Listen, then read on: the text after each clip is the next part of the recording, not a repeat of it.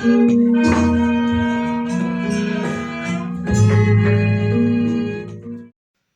sejahtera bagi kita semua, rahayu, rahayu, rahayu. Pada kesempatan kali ini kita seperti yang sudah ada di layar monitor akan membahas terkait dengan apa makna, kemudian filosofi dan arti maupun doa yang tersirat di dalam salah satu ubur rampe sesaji atau selamatan dalam bentuk bubur abang putih atau bubur merah putih. Ya memang warnanya tidak benar-benar merah putih ya, tetapi ini gula merah atau gula Jawa, warnanya coklat, kemudian yang satu memang putih, seperti itu. Buatnya dari beras ya, seperti buat bubur biasanya, airnya lebih banyak supaya tidak keras, benar-benar jadi bubur. Kemudian yang putih ini nanti dicampur dengan santan, kemudian yang merah ini dicampur dengan gula Jawa. Bisa gula kelapa maupun gula aren. Nah, bahwa kalau kita mencermati bubur merah putih berarti di sini ada dua unsur. Nah, dalam ajaran Jawa, putih ini melambangkan apa? Nah, ini melambangkan getih putih. Getih itu darah, putih ya putih. Darah putih dari bapak, dari ayah. Nah, maksudnya apa? Maksudnya adalah darah putih itu adalah sperma. Kemudian yang ini adalah darah merah. Nah, atau getih abang saking biung dari ibu. Maksudnya apa? Adalah sel telur ya.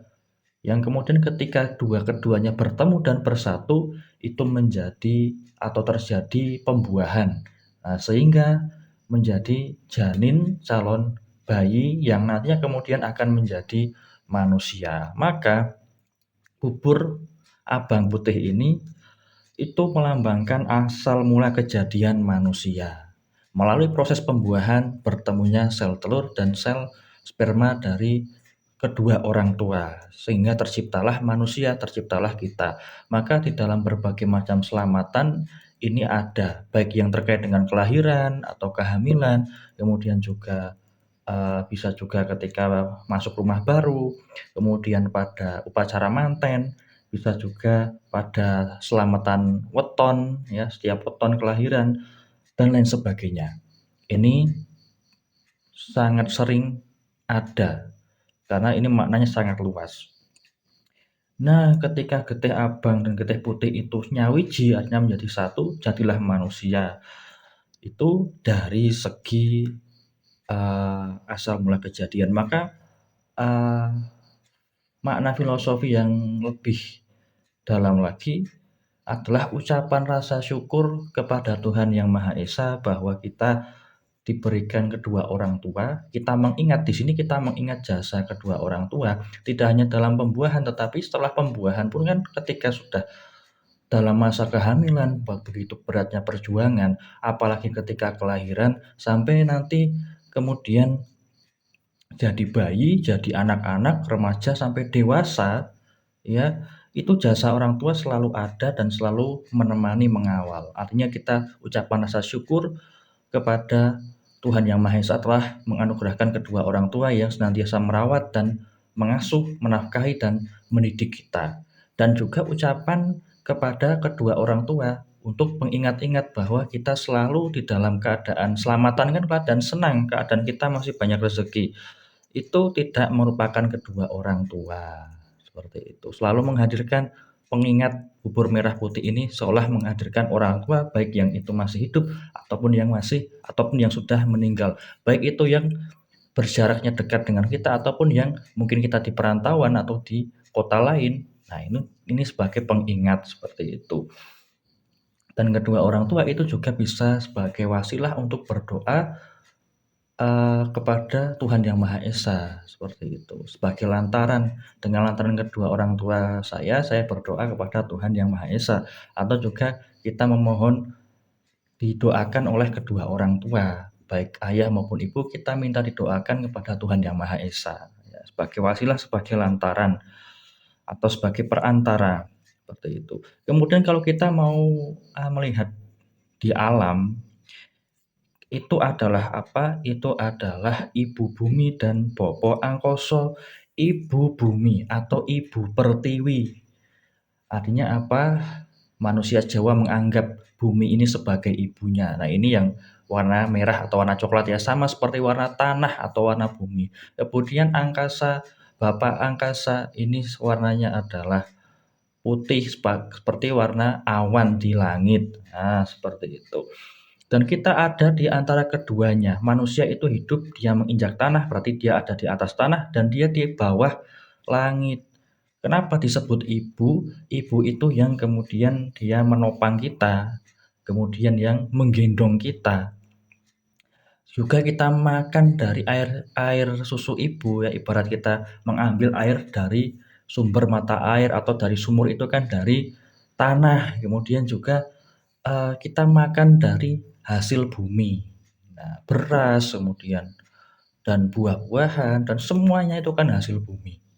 Seperti itu. Nah, itu yang kemudian kenapa disebut ibu bumi atau ibu pertiwi. Lah Bapak angkasa yang memberikan nafkah kita dalam bentuk apa? Sinar matahari. Kemudian dalam bentuk hujan, itu kan dari langit semua, dari angkasa semua. Kemudian juga oksigen udara juga sama. Nah, seperti itu. Nah, kemudian apalagi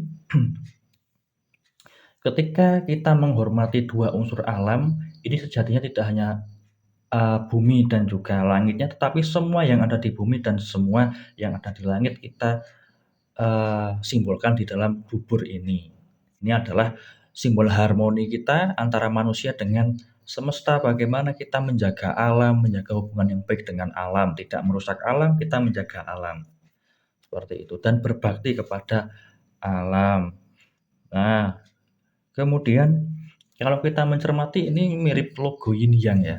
Yin Yang itu logo filsafat Tiongkok, hitam dan putih ya. Dua hal yang berbeda tapi dia berpasangan membentuk satu kesatuan, bahwa di dunia ini memang ada hitam dan putih, ada dua hal yang berlawanan tetapi mereka juga berpasangan, seperti itu.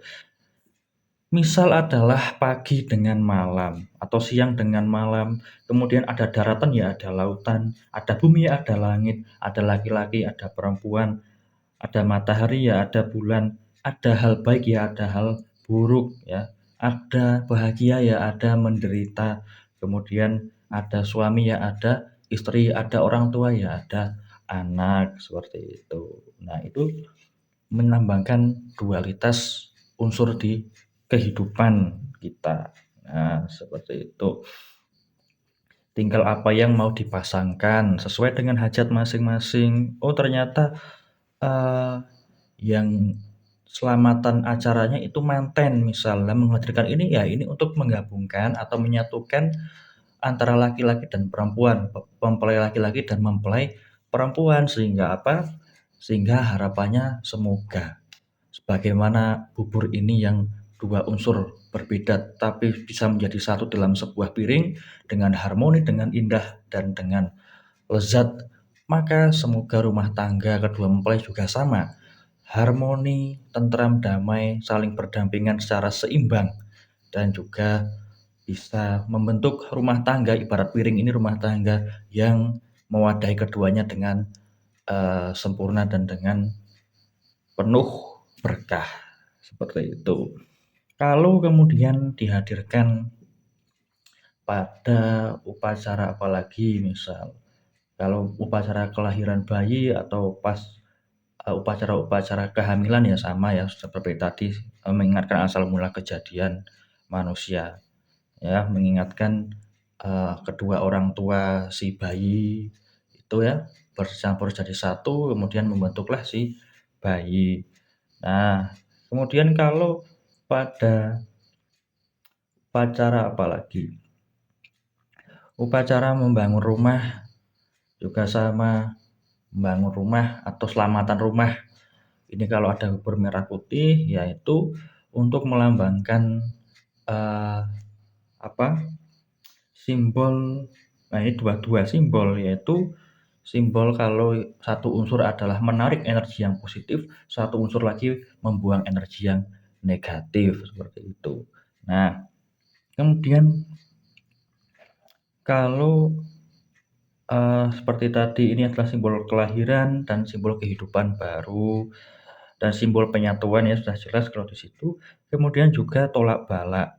Nah, seperti tadi kalau di rumah ya ini untuk tolak balak atau di weton. Nah, di weton juga sama untuk tolak balak. Misal weton kita adalah Jumat Pahing, kita membuatlah setiap hari Jumat Pahing ya kita membuat seperti ini untuk memperingati hari kelahiran kita ya.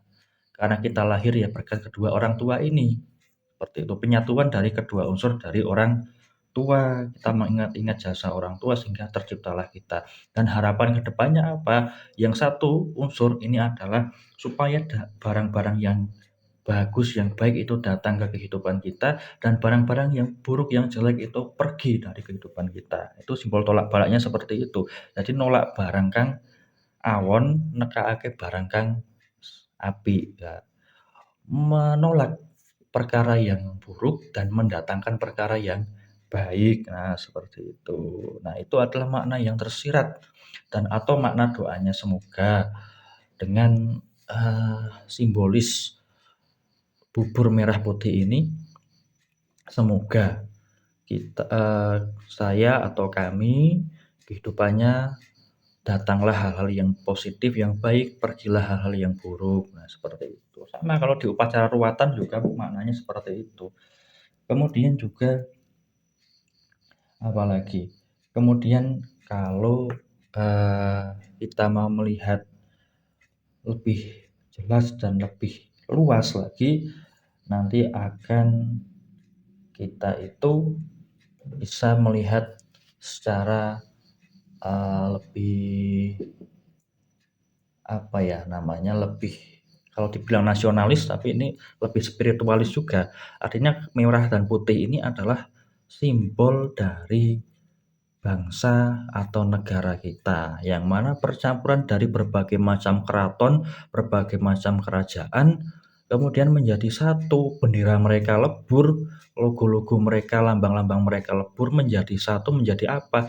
Menjadi merah putih. Sama seperti kalau bangun rumah itu kan di atas itu ya, itu biasanya ditali atau diikat ya salah satu kayu yang ada di atas di atap diikat bendera merah putih seperti itu sebagai simbol cinta tanah air dan sebagai simbol perjuangan maupun sebagai eh, simbol identitas kenegaraan. Nah, seperti itu. Karena zaman dulu kalau zaman penjajahan kan akan mengibarkan bendera kan dilarang oleh para penjajah yang menduduki Nusantara ini. Maka ya dimasukkan di dalam rumah, diikat di atas di tempat yang paling tinggi, di bawah atap ya, kayu-kayu itu, di kayu usuknya ya, seperti itu.